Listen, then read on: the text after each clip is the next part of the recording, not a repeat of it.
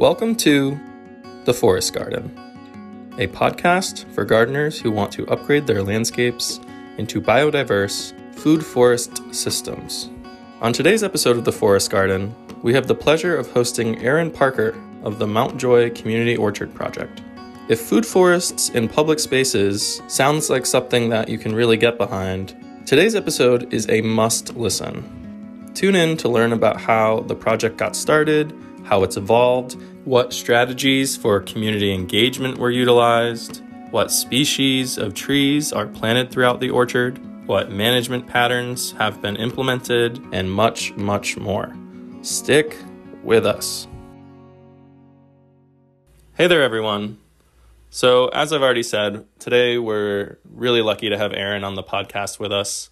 Aaron is a total plant nerd who is based up in Portland area, which is where the orchard is that we'll be talking about today. He also is the host of a podcast called Propaganda by the Seed, which I suggest you all check out. He's also very involved in the community, which we'll be diving into today. So yeah, let's just get to it. Great. So thanks for having me. My name is Aaron Parker.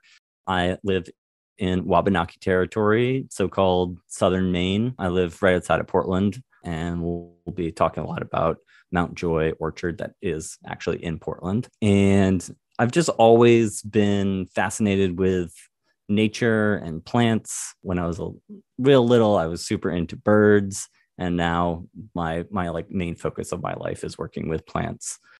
I got into the more perennial regenerative ag, permaculture focused area probably about 20 years ago almost, when I picked up Edible Forest Gardens by Dave Jacke and Eric Tonesmeyer. A lot of the sort of practices and some of the plants that are part of that style of agriculture is stuff that I was already doing, but Edible Forest Gardens really kind of blew my mind as this really comprehensive look at a system of gardening, and really sent me down the path that I'm on now. So for almost 20 years, I did landscaping for money and was really focused on edible landscapes and kitchen gardens and that sort of stuff. From that, I started growing nursery stock, which is how I came to my current business, Edgewood Nursery, where I focus on mainly unusual perennial edibles and medicinal plants and pollinator support plants and local ecotype natives. And to kind of shift focus a little bit from me to my main volunteer project, which is Mount Joy Orchard. Mount Joy Orchard is in a public park in Portland, Maine.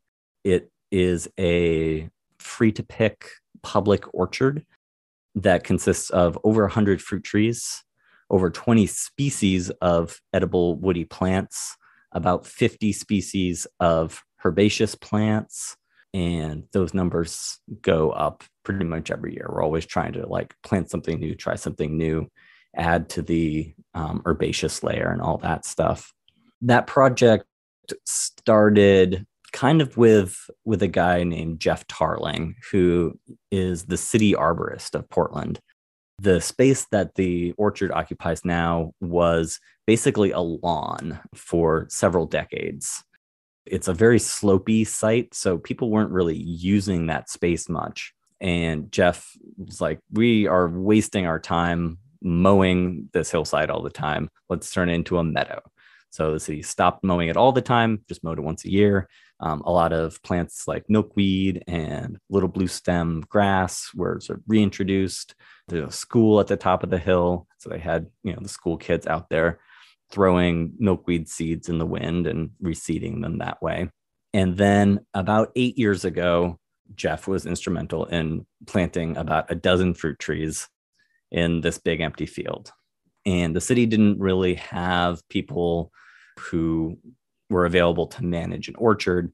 So they started looking for community partners. And my friend Kristen Sheehy decided that she would take on organizing some folks to kind of care for these dozen apple trees that were kind of lost in shoulder high grass in this park in Portland. And she kind of figured we would like do a little sheet mulching around each tree, maybe plant some comfrey, basically bare minimum. When we got together for the first time to take a look at the site, we were just blown away by the natural beauty of the spot. We met at like 5:00 on some like September evening, and that spot gets really beautiful sunsets. So we're like up on top of this hill looking out over the city, the setting sun, and we're like, wow, this is such a cool site. We shouldn't do the bare minimum. We should really go for it. So basically once a month, sometimes twice a month through the growing season of the past 8 years, between 2 and 30 people have met up at that site to plant and maintain this community orchard. And it's grown from, about a dozen trees to over 100 trees now. And participation kind of ebbs and flows. Sometimes we have tons of people and we get a ton done. And sometimes we have like 2 or 3 people. But it always seems like there's enough people, there's enough material resources to keep the place looking awesome. And it's really been amazing to see this go from, a few species of grass and a few species of forbs to, hundreds of species of plants, and the diversity of insects and birds and all that stuff has really grown really noticeably since we started planting and amending soil there. So it's been a really neat project.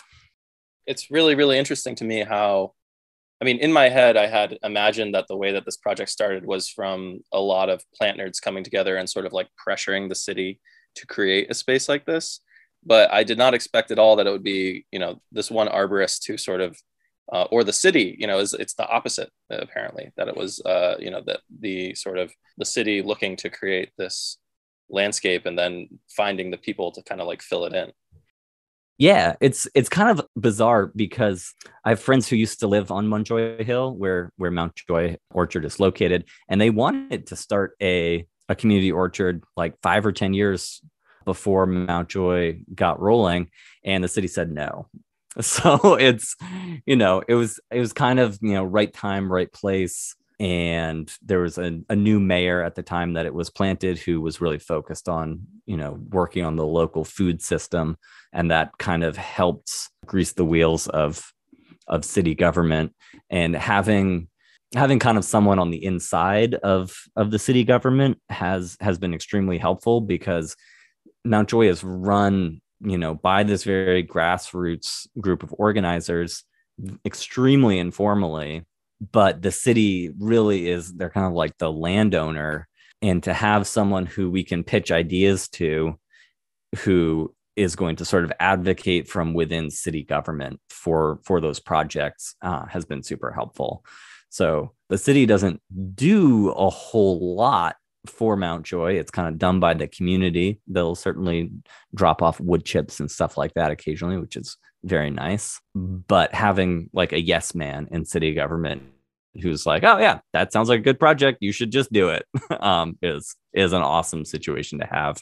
And I know lots of people who want to do similar projects kind of get hung up in the bureaucracy of city government sometimes, and that can be a real bummer. No, that sounds absolutely ideal. So one thing that I noticed about, and also like I'm going back to my assumptions of when I first came there.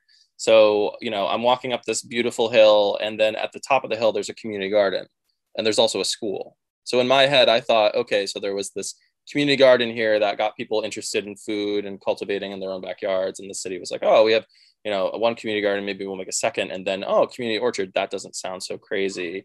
And also maybe the space can be something that can be used as an educational landscape for the school, which is literally right across the street. Do you think that factored in at all? Or do you think it was something else entirely?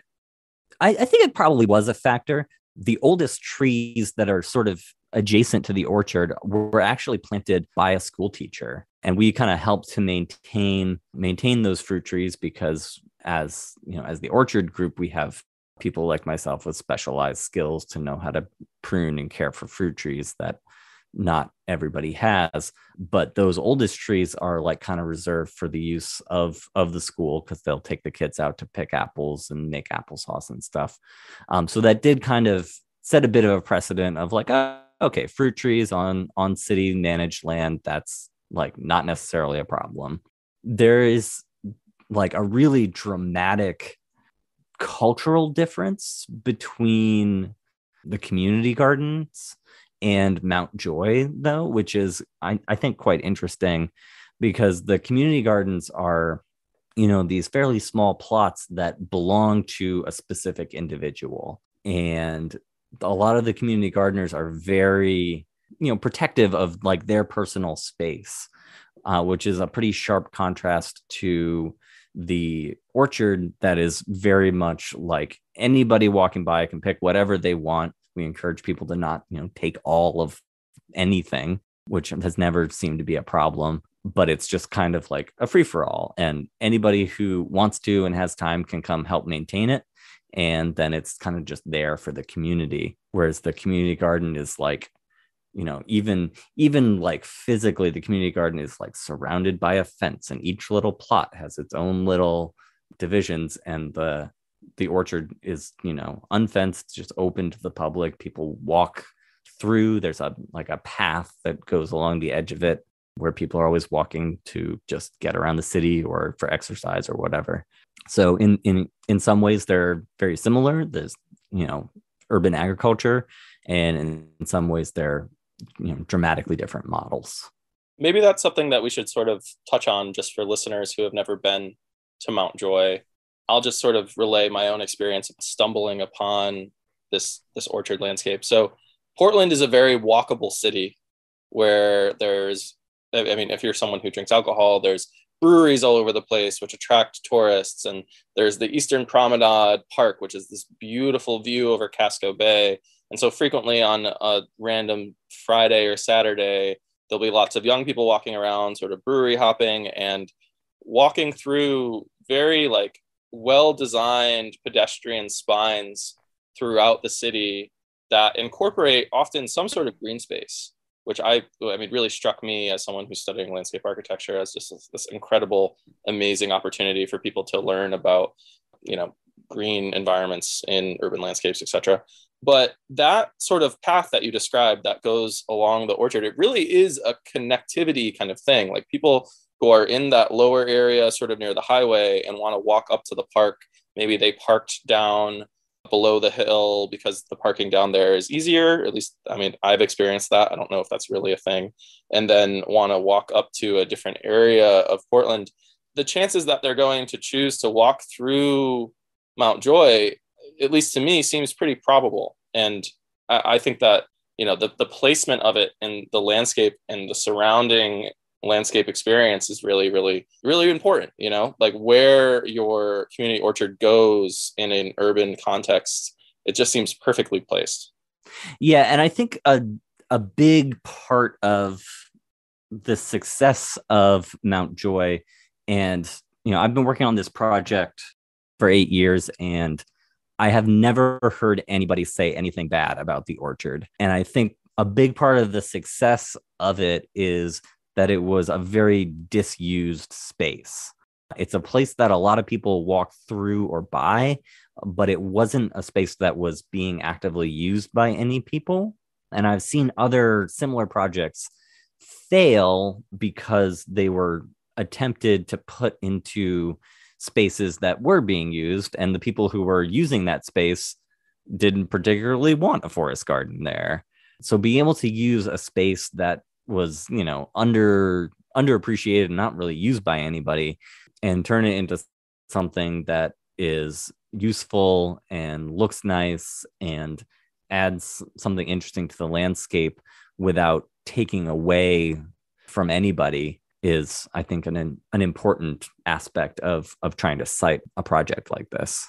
And Aaron, if anyone's listening out there who might want to replicate the Mount Joy experience and the Mount Joy site, are there any kind of pearls of wisdom or mistakes to avoid, or things maybe you would do differently, or things that maybe that were really important and vital to do that you could share? Yeah, absolutely. So one of our primary goals of the project at Mount Joy is to be a model of urban agriculture that can be replicated. And there's actually not many, there are several, let's say, public orchards that have gone in other neighborhoods in Portland or in surrounding towns that have been sort of directly inspired by the success of Mount Joy. So that thing I already said about like you using a disused space is, I think, worth considering. I think when installing a public food forest or a public anything, trying to get as much input as possible from the community and, finding out what people want, which isn't always easy and is something that Mount Joy has struggled with a bit, mostly in that like what's growing there is a lot a reflection of what I thought should be growing there, because a lot of the plants, are coming out of my nursery, coming out of my garden, or, something like, oh, I think we should plant this.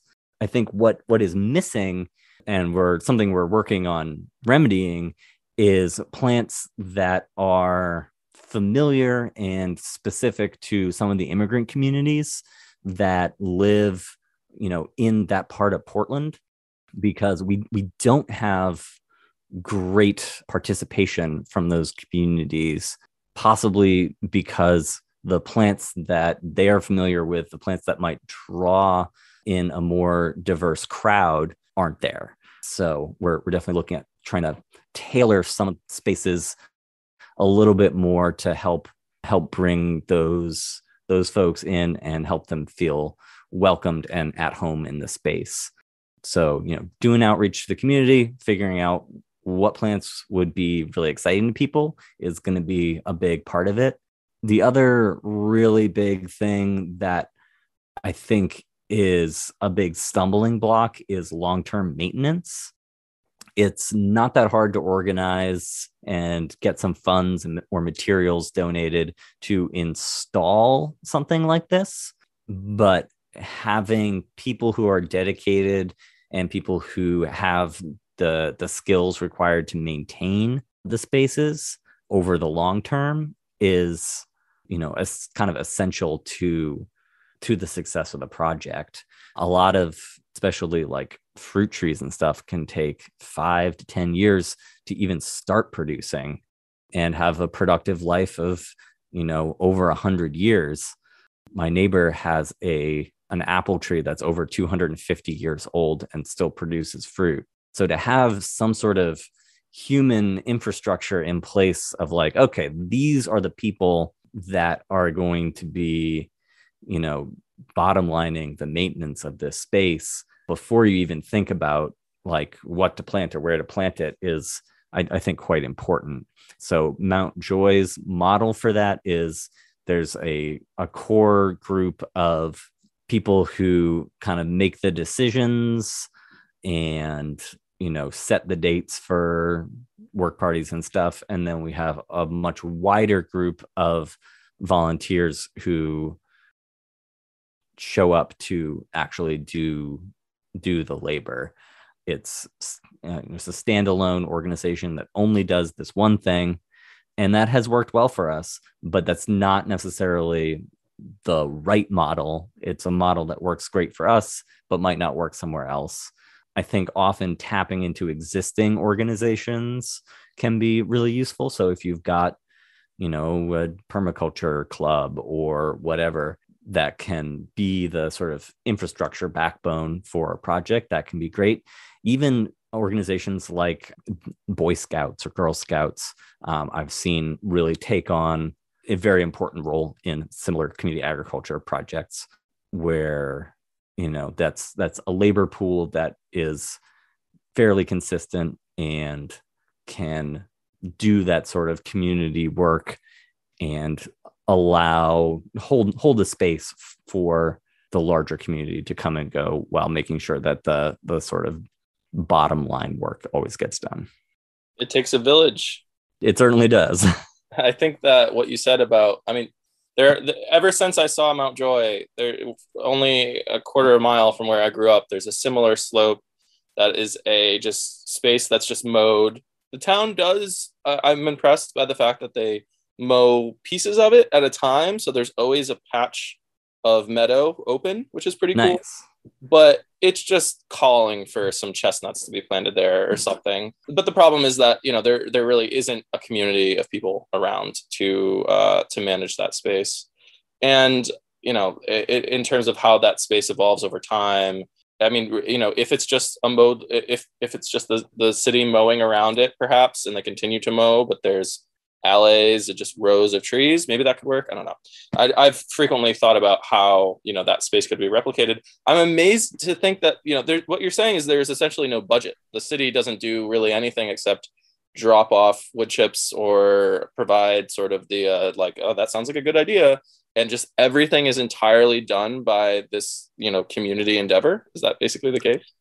Yeah, I would say over the 8 years, like we do take donations, and we have gotten one grant.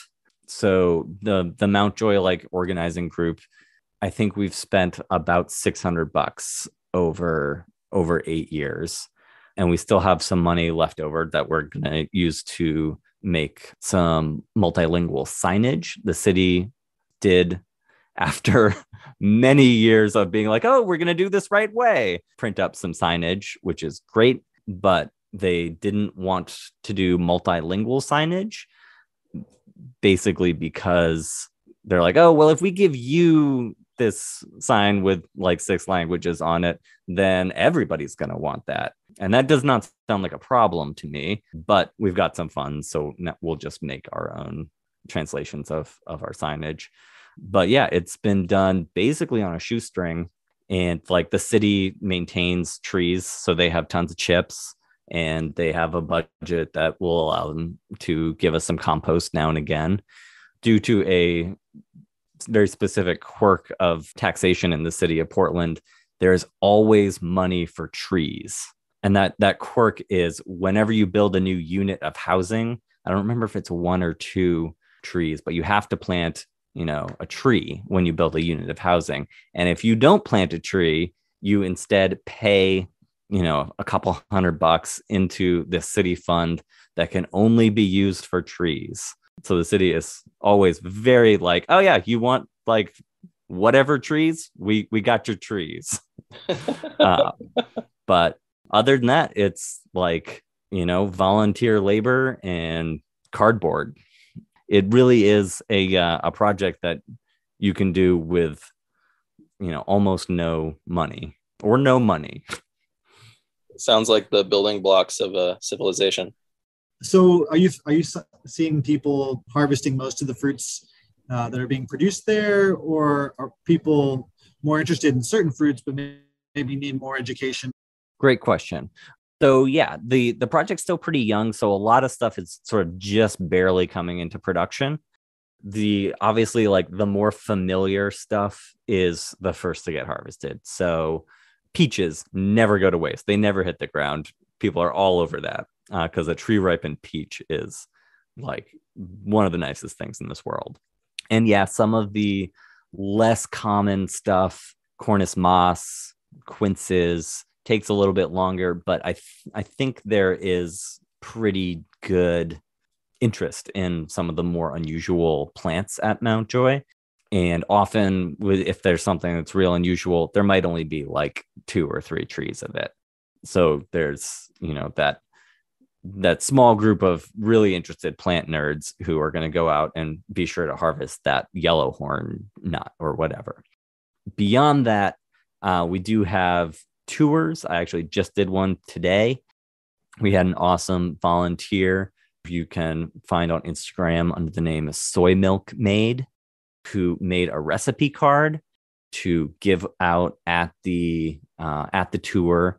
So I think that's something we would love to continue to do. I'll also put harvest alerts on social media and on our email mailing list.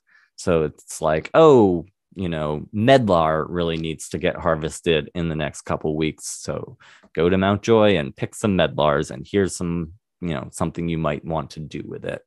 So as more comes into production, there might be a need for more education, but I'm also finding that there are these little pockets of the community that are familiar with a lot of the plants that I think of as unusual and are excited to see them. And medlar is a great example of that. There is a woman named Sandra who has been volunteering with Mount Joy for the last year, super helpful. And I was shocked to find out from her that medlar is pretty common in Colombia, not where I would have expected to find, a cuisine of medlar, but she was very excited to have that medlar. I think there's probably lots of interesting connections like that to be had in, a diverse multi-species food forest like Mount Joy. When you say Colombia, you mean like South America? Yeah. Wow. I mean, when I think of medlar, I think of like, monastery gardens and like Europe, and that's really interesting. Me too. I had no idea. And another example is there's milkweed all over that site, and people are coming around to appreciating milkweed as food for monarchs and, wonderful pollinator plant. There's also a bunch of other specialist insects that you only see if you have milkweed. But frequently I'll be at Mount Joy and see the cut stubs where people have harvested milkweed shoots or tips or flower buds. So there are people actively foraging, some really neat plant stuff that is not commonly harvested. That's really, really cool. So that, with that in mind, I have two questions. And related to the foraging, something I've been meaning to ask, a lot of community orchard projects in different states and municipalities or whatever have to get around foraging laws, and how that sort of like functions or fits into this whole picture I'm interested in. And then also, the other question I had was in terms of rodents or birds and like pests and diseases. I guess that even comes down to like species selection. I know that, probably the diversity was the biggest push coming from a few plant nerds who really have diversity in mind. But yeah, like when you talked about the peaches, I'm wondering how is it that, the squirrels don't get them all or whatever. Cool. Well, I can say I don't know anything about foraging laws, and they were zero problem for this project. So don't know anything about that. Pests and diseases I know about, and I think are going to be like learning to manage pests and diseases on that site with the amount of labor that we have available is going to be a really interesting challenge over the next like 20 to 30 years. We're lucky to have a few different things working in our favor that kind of minimize our pest and disease pressure, but it certainly doesn't bring it down to nothing. And some of those things are, we have excellent air drainage. It's a very slopey site. It's right by the ocean, so you get a really good maritime breeze. It's also in the city, so you have urban heat island effect, which is going to make the surface of the site dry out faster, which can help to keep fungal diseases down. There's also not a lot of other fruit trees around to act as reservoirs of pest and disease. So the pressure of most pests and diseases is significantly lower at Mount Joy than it is, say, at my house, like 20 minutes drive. That said, we already have some really annoying diseases. So we have brown rot, which affects all prunus species.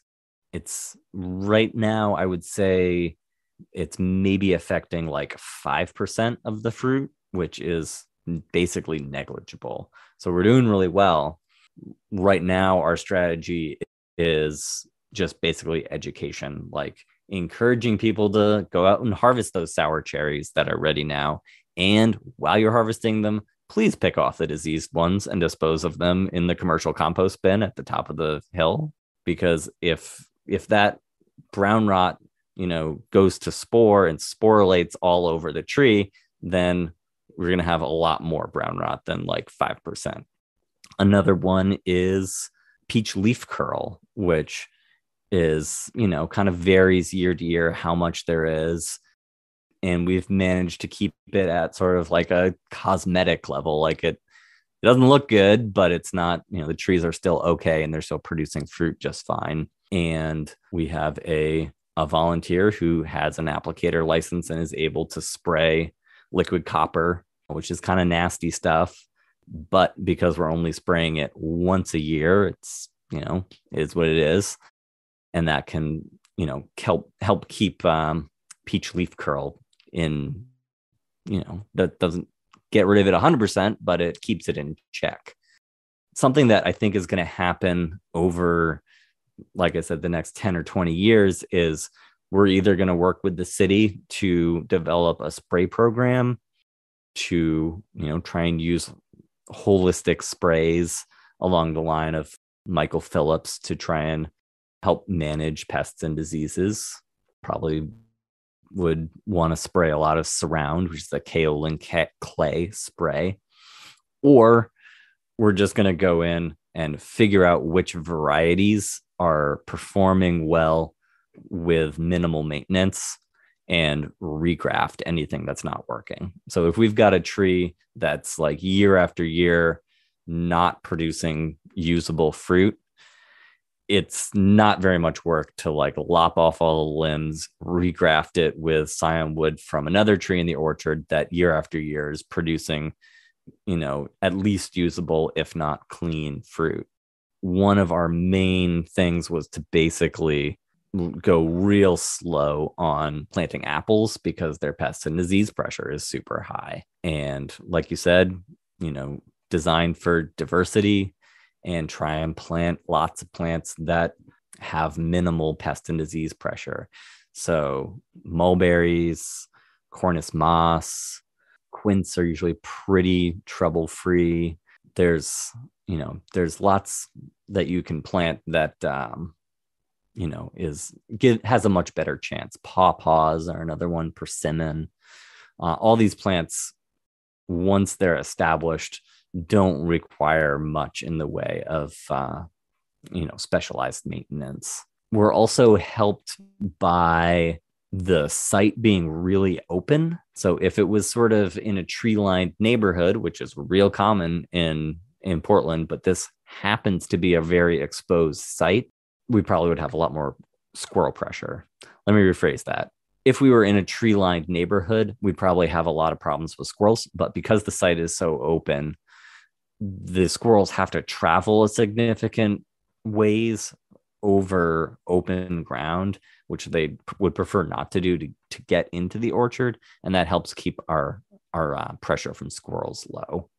We do have a fair amount of voles, so we got to be really careful with putting tree guards on every fall before it snows. And we mostly take those off first thing in the spring, which is some labor and kind of annoying to store all the tree guards, but that is pretty effective at dealing with the rodent issues. And no issues with groundhogs, I guess. No, surprisingly. There's a few food forests I've been to. Like there's one at Wesleyan right near where I live. And, it's a maybe 10-year-old food forest. It's beautiful, but it is a groundhog haven. And it's like, I've never seen so many baby groundhogs in one place. Like usually like you'll see like 1 or 2 adult groundhogs, but stepping like, I'm like, oh, like check out the chestnut tree, and then look down and just see 5 baby groundhogs scurrying away. And they've started to sort of affect the greater landscape around the food forest, which I imagine is an annoyance of the campus arborist, or, once you start seeing new groundhog holes at the base of now like recently planted trees that are now dead because whatever groundhog decided to mess with the root system. That's something that I've always thought about as sort of like this is probably something that might not work in the favor of this food forest existing here over a long period of time. Yeah, interesting.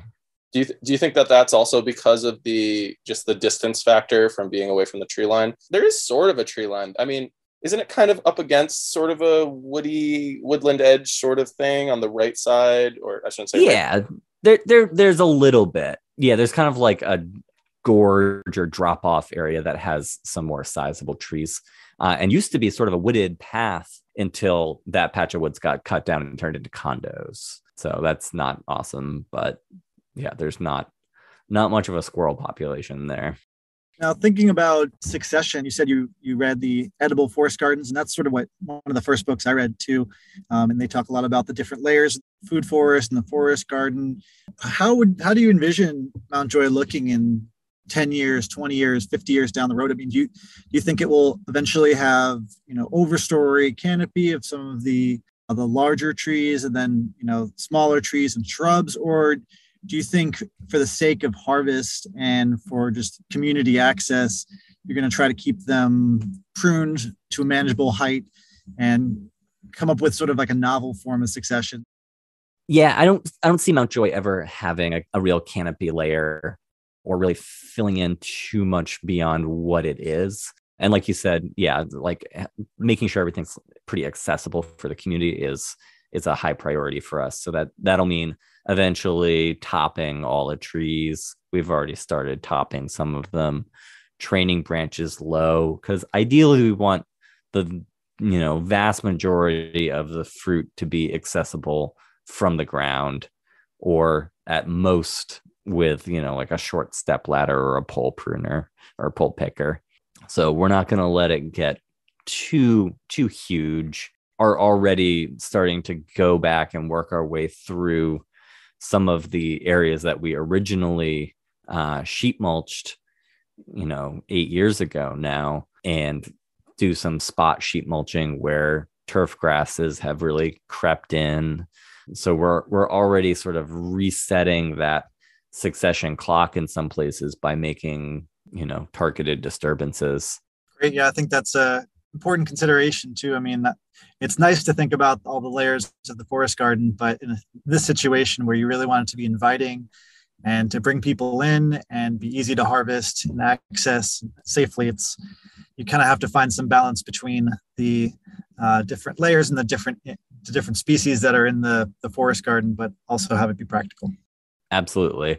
Yeah, there's definitely a balance to be had that respects the desire and need for ecological diversity and habitat for all living things. And also, like, I'd like to be able to walk up to that tree and pick the fruit without, wading through waist deep thistles or something.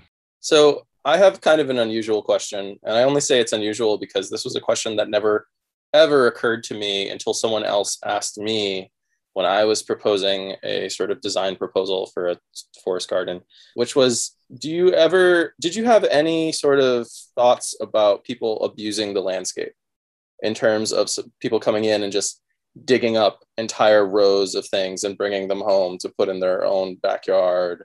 Or have there been any examples of this? Or is that just something that's so far out and crazy that was never even considered? Which personally was my original thought, like, who would do something like that? But I've gotten pushback from several different institutions, basically being like, we don't want to promote the idea of people coming into our, either private land or public land and having this sort of foraging experience idea here, because then who knows, they could go dig up all the whatever ramps that are naturally growing in the little woodland edge area of our property, etc. So at the very beginning, it was something we were a little bit concerned about, because there were other fruit trees that were planted in other parts of the city that were just, vandalized, basically, people breaking branches off for no apparent reason. But it has not been an issue at all. And we actually encourage people to, in specific situations, dig up some plants and bring them home, because there's, abundant comfrey. There's more tansy than we want. There are, plenty of walking onions for you to take a couple home to your garden. And one of the long-term goals that hasn't really been implemented yet is to make Mountjoy into a plant library. The idea behind that is that basically every plant in the orchard can be relatively easily propagated. So that might mean taking scion wood and grafting it, or taking a division, or collecting seeds. And we really want to encourage that, because not only do we want Mountjoy to be a model that can be replicated, but it can also be a source for propagation material for other similar gardens and other projects, and even backyard gardens. I personally have not seen any issues with people over harvesting anything, or removing plants, or damaging plants. I think the only sort of random damage that I've seen in my 8 years is people sled on that hill and ski and snowboard in the winter. And there was a small tree that was just completely smashed by someone sledding through it. Now all the trees are much too large for that to be an issue, but that seemed very much an accident. And I haven't seen anything malicious in a long time. Gotcha. So in terms of the community feedback, we've already talked about this quite a bit, but has there been anything that anyone said that's really sort of caught you by surprise, or something really inspiring that never would have occurred to you, but someone from a different community kind of experienced this landscape and just had an entirely different new idea that either maybe gets brought in down the line or doesn't? I can't think of anything off the top of my head that was like sort of made me see something from a different perspective. But we generally get really good feedback. People are like, oh, I love this space. I'm glad you're doing this. I appreciate this being here. We get a lot of people who are really excited to participate in the space. Often older people who, used to have their own garden and now, live in a small apartment or whatever, and, are just excited to get their hands back in the soil. Or even young people. Like last year, we had an awesome volunteer who was able to, work totally independently, who grew up on a farm and just missed pulling weeds once in a while, which is like someone who is excited about weeding is basically the best kind of volunteer you could get. This is true. What are the plants that people that have gotten most excited about? What have been the standouts that other people can, in terms of if someone wants to replicate this landscape in their own community? Yeah, I'm interested in what the big ones have been. Yeah, I would say peaches are a big hit. There is it's just a city landscape planting that's adjacent to Mountjoy. That's almost all high bush blueberries. That gets a huge amount of attention. People are really excited about pawpaws that aren't even fruiting yet. Like they're just stoked that they exist there. There are 4 apricots that are really cool and are the one that I'm personally most excited about. And I can tell you a little story about them if you're interested, but I know that's one that people are stoked on. Yes, please. I'd like to hear the apricot story. And what variety is it? I'm not familiar with too many cold hardy apricots. All right. So that's all part of the story. Okay. So apricots are actually really cold hardy. A lot of them are hardy into zone 4. What apricots don't like and what kills them in the Northeast is humidity. It's really freaking humid here, and apricots come from a much more arid climate. So I've never had an apricot die on me over the winter, but I've had several die in the summer. Like I barely even messing with apricots at this point. But I know of one apricot that was planted in the 80s in Portland, and still like this big, beautiful tree loaded with fruit every year, even though no one's really caring for it. It's the largest apricot that I know of in southern Maine, and I call it Munjoy apricot because it's on Munjoy Hill. And this tree was apparently planted as a seed by an immigrant to Portland who brought the seed with him from his home country. So really neat tree, really neat story. And maybe like 10 or 12 years ago, there was an article in a like local free paper about this neat apricot tree growing in Portland. And the journalist who wrote the article got really into the tree, and ever since has been, picking up the fruit off the sidewalk and saving the seeds and growing them out and giving them to local community agriculture programs. So at one of our work parties, this guy stops by and he's like, "Oh, I'm sorry, I can't stay and hang out, but I have these seeds for you." And he gives me these apricot seeds, which I threw in my fridge. And, a few months later, I was doing a volunteer thing at the school that's at the top of the hill at Mountjoy.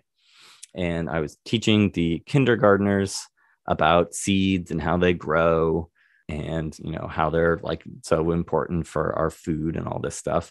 And then every kid in the kindergarten class got to plant a little seed in a little pot, and they grew them on the windowsill of their classroom. And then I came back in June on like the last week of school and helped them plant all the plants that they grew into the orchard. So we have 4 of these apricots that are seedlings of that Munjoy apricot that are now fruiting size in the orchard.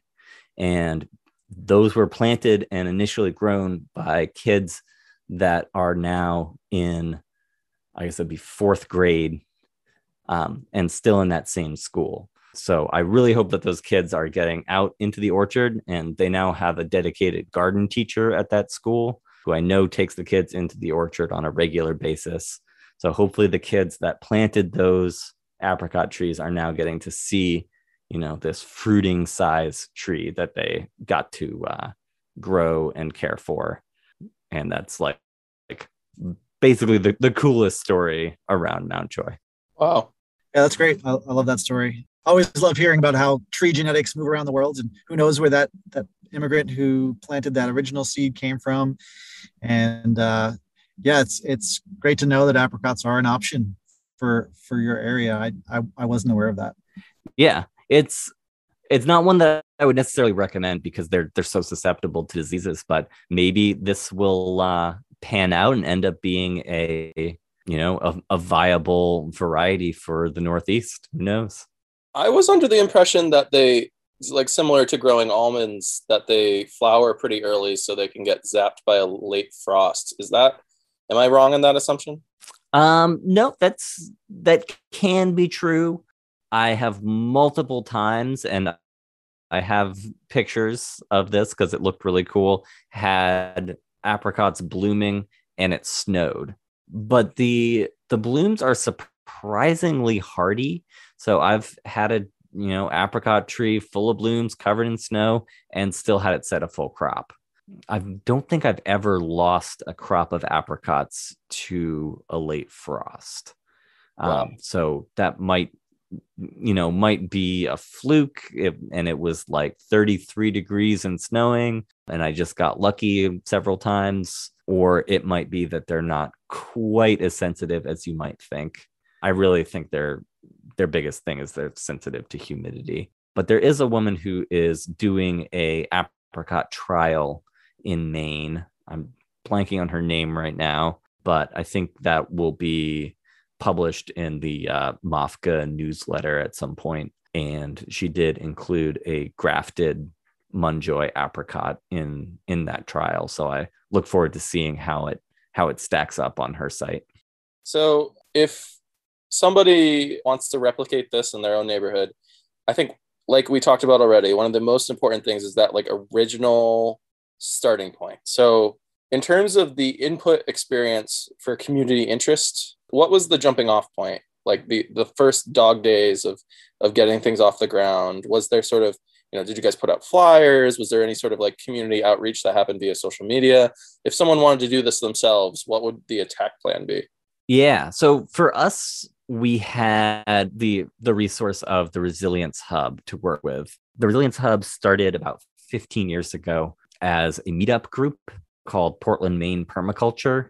By the time Mountjoy started, had maybe like 2,000 members of that group. So that was a really easy existing mailing list to pitch to say like, hey, we're having a work party to plant a community orchard. Everyone should come. Having that sort of initial planting event is a great way to rope people in.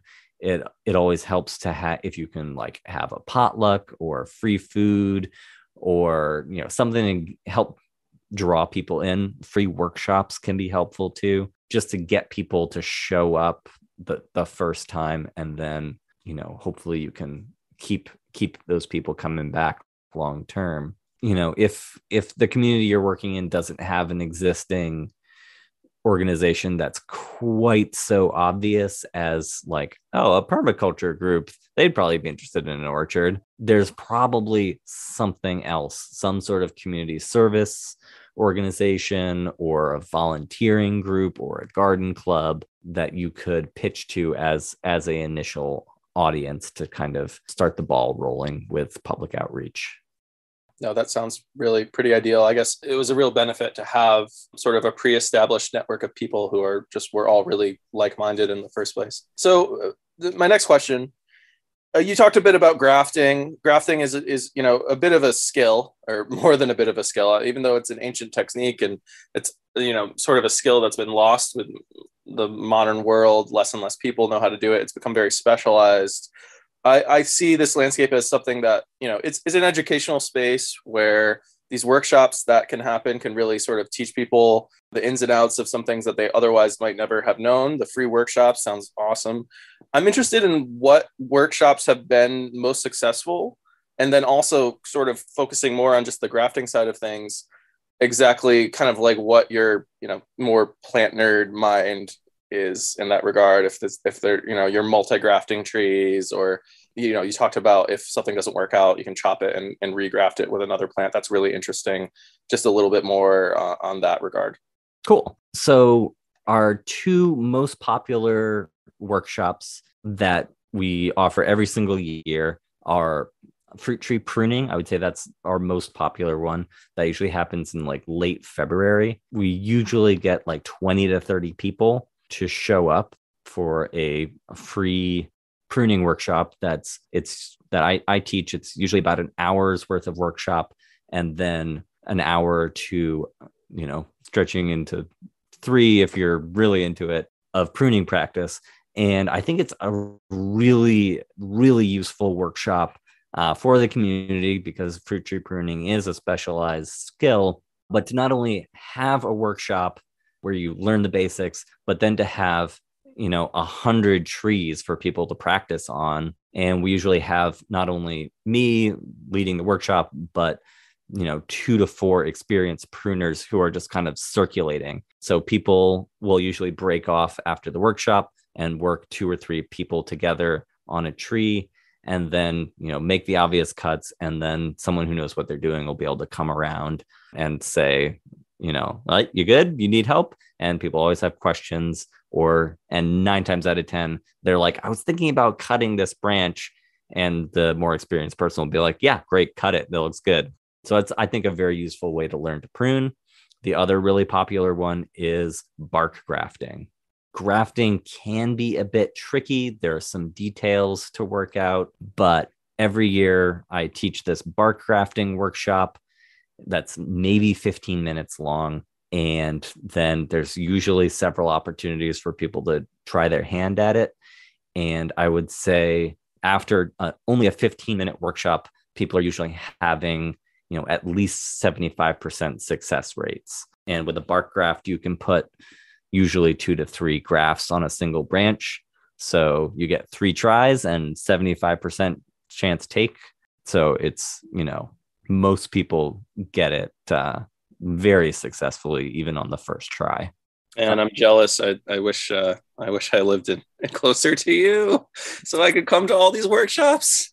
Yeah, sorry. Well, that's part of what we're trying to do, is like offer this model, and in order to replicate the model, you need skilled people, and we want other people to come to our workshops, come to our work parties, not only because we need the hands to do the labor of maintaining the orchard, but so that we can share those specialized skills and have them, like the plant material, like the ideas of the model, have those specialized skills sort of, filtering out into the wider community. And as far as grafting, my big push with people learning to graft is learn the bark graft. It's incredibly easy, and start grafting on calorie pears. Calorie pears are like this wildly prolific woody weed that is all over the eastern part of the country. And they're in like every ditch in every city. And they're kind of they're a problem. But the silver lining is they'll accept a graft from Asian pear, European pear. There's an apple called winter banana that you can graft onto calorie pears, and then you can graft whatever apple you want onto that winter banana section. You can graft medlar on calorie pear. I haven't done it yet, but I'll bet aronia would take. You might be able to do sorbus on a calorie pear rootstock. So there's all these amazing food plants that you can graft onto those woody weeds growing in a ditch, and they grow incredibly. There's another similar project on the other side of town called the Harbor View Edible Hillside, and we topped like 20 calorie pears that were growing in a ditch and grafted them all over to European and Asian pears, and they grew 6 feet in a single year and were fruiting in the second year. So this, calorie pear that's all over the place, birds are planting it, in any waste space in just about any city in the East. And we should make use of this like incredibly abundant resource. I've been like so stoked the whole time you were talking about that. Yeah. I'm writing that down too. Well, dude, you see them on the side of the highway in the spring, and I'm just like, every single one of those could be a Shinsuke Asian pear. Yeah. And I mean, we could talk about the smell. They have a nickname that I won't mention on this podcast.